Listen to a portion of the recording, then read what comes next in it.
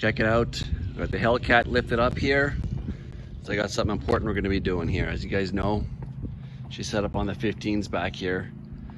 And we're going faster and faster every year trying to get those 60 foots down. And I've always had a little bit of a concern here with clearance when it comes to the amount of room between the tire and the quarter panel here. So we're going to address that.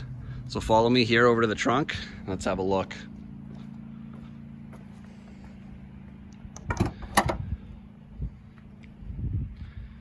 Check it out, guys, if that isn't a beautiful sight. So we're going to be going over the AAD lower control arms here. Beautiful looking red. Comes with all the hardware here to replace the originals. And look at these bad boys here. The QA1s. These are the Mod Shocks for the Charger Hellcat. Fully adjustable, compression, rebound, height adjustable. This is going to be a game changer. So with that being said, I'm going to crawl under the car quick. We'll have a look at some clearances and then we'll get these wheels off and we'll start putting these shocks on. Now that I got you underneath the car here, I just wanted to show you what I was talking about when it comes to clearances here. So if you follow the yellow shock up to the top, you'll see sort of the black cover. And reason that is important is because there is only about a ½ inch amount of room there when you're running the big 15s out back here, or in this case the 315s. So they're pretty wide.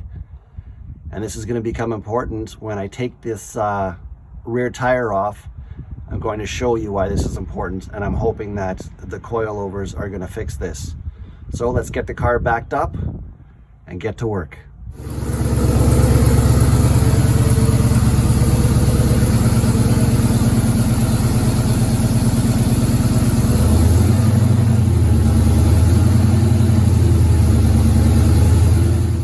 Okay, so now that we got the wheel off, you can see my concern here.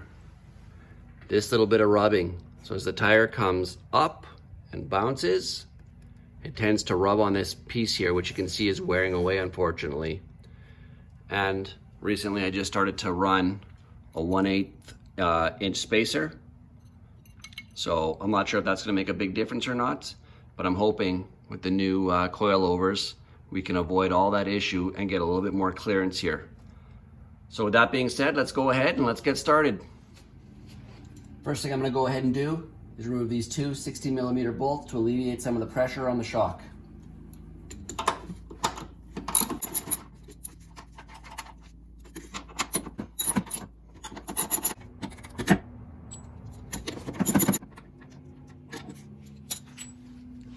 Okay, we're going to go ahead and take the bottom of the shock bolt off. 15mm on this side, and we got an 18mm wrench on the other side.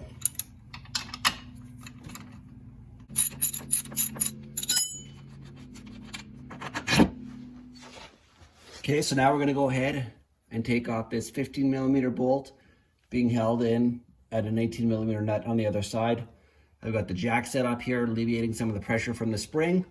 So let's go ahead and get this thing off.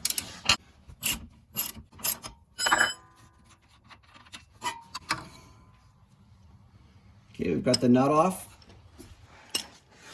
Okay, so I'm looking at this bolt right now, and it looks like it's actually going to run into the side of the exhaust here. So I'm probably just going to have to go ahead and just drop the exhaust here. It's no problem for me. I've got a clamp in the front, and then I'll just take the bolt off the back here.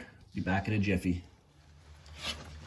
Okay, so I removed the 13mm bolt at the end of the exhaust here. Now I've got a little bit of leverage. This should be enough to get this bolt out.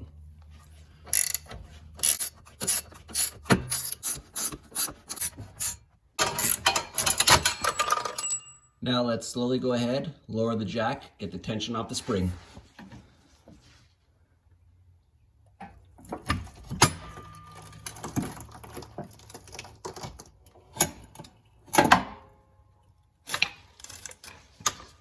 Okay guys, so we got the shock out, we got the spring out. Now we're gonna go ahead, take the control arm off here. So you can see here I've got a 15mm deep socket, which isn't a big deal to get to. But on the opposite side here now, yes, that's a 12mm Torx in there. But if you look right over here, you can see that the brake line is right in the way here. And I don't want to go ahead and remove the brake line, bleed the brakes. So I've had to jimmy rig it, as you can see here, using the vice grips. So let's go ahead and get it off.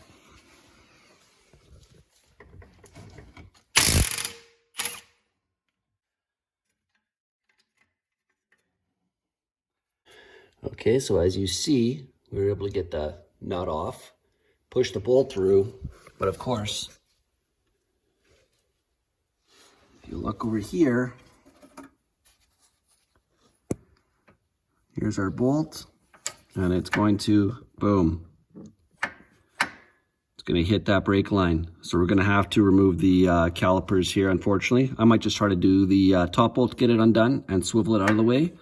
But yeah, if you've got these 15-inch conversions, just be prepared for this added step.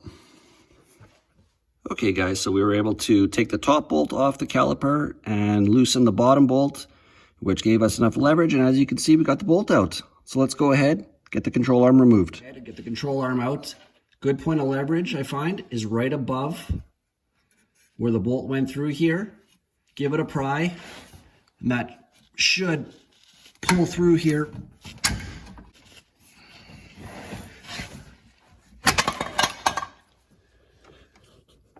Okay guys, I wanted to show you something pretty important. This is included in your AAD control arm kit. This bolt, and these two nuts here that go in between your knuckle. What's that going to do is it's going to force these two pieces back inside the knuckle so that you're able to fit the AAD control arms nice and snug. Without doing this, you'd have a heck of a time trying to install it. Okay, there we go. Got the control arm in, got our bolt. We're gonna leave it loose for now. I'm gonna go ahead, put the calipers back on, and then we'll resume getting the suspension put back together. Okay guys, so we got that shock bolt in here. A little bit difficult because you got this long spring. So what I was able to do is really loosen off the coils here. So gave me the ability to compress the shock in order to put it in place.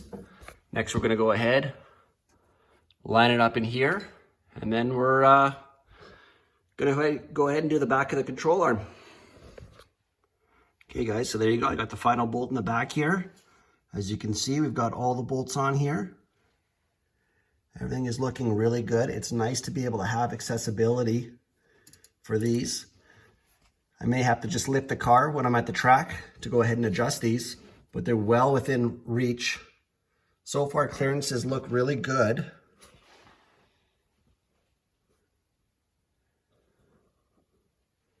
And since we're down here, we're just gonna go ahead also, don't forget about your adaptive magnetic shocks here. I'm gonna have to go ahead and plug this in with my simulator, and then we're gonna go ahead and get this all butted up here. Okay guys, this clip here is a little bit of a nightmare. So what you're gonna have to do is press down on here and open it from the back side here, and it should come apart for us. That's what it looks like. You can see there's a little knob here. So when you press on this button here, it's gonna release the trigger here for that knob. So a quick note here, in case you guys were wondering, this is what the simulator looks like for our suspension. So you're not gonna get a check engine light when you're going through your modes, considering I'm just getting rid of the back shocks. Here's the instruction manual for it. It's called the Shock Delete Engineering. I'll let you quickly scroll down here so you can see how easy it is for the instructions.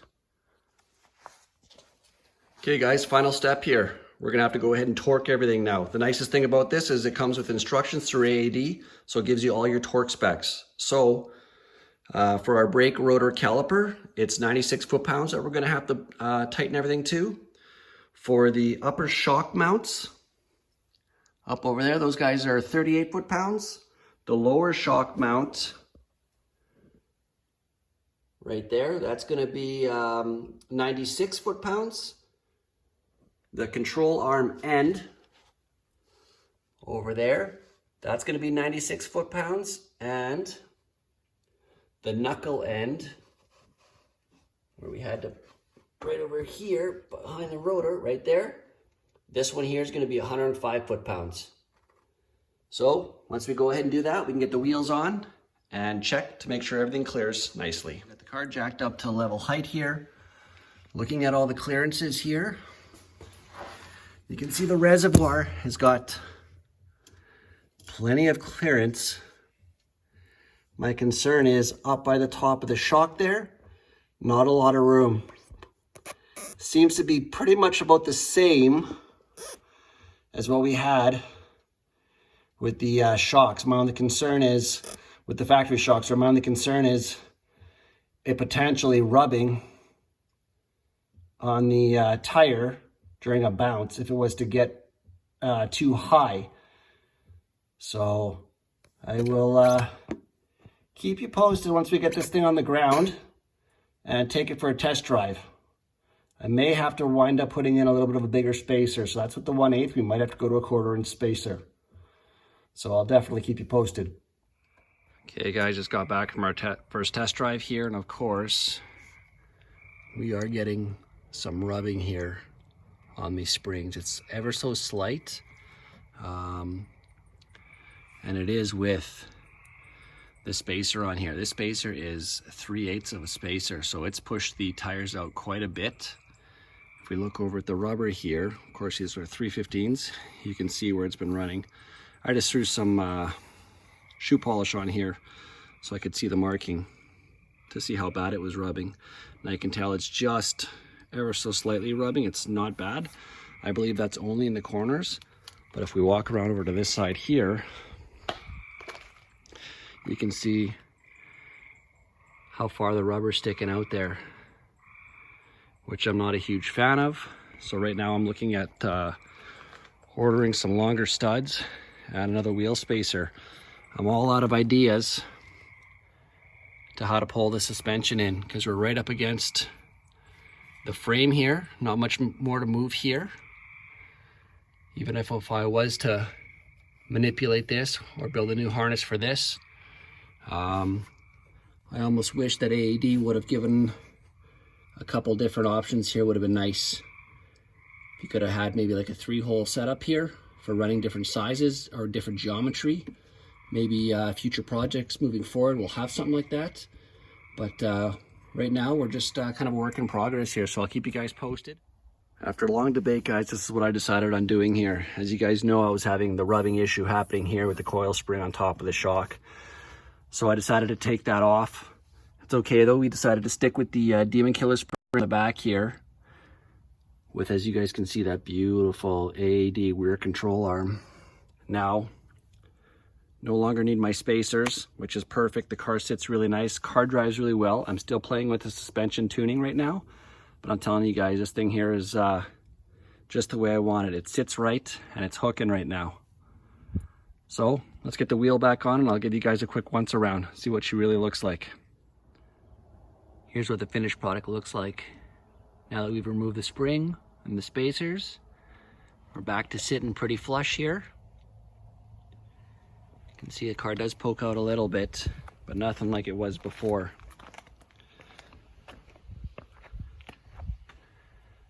There you go. Lots of clearance around the fender as well. As we had that concern earlier, now we got lots of space, lots of movement, which is nice.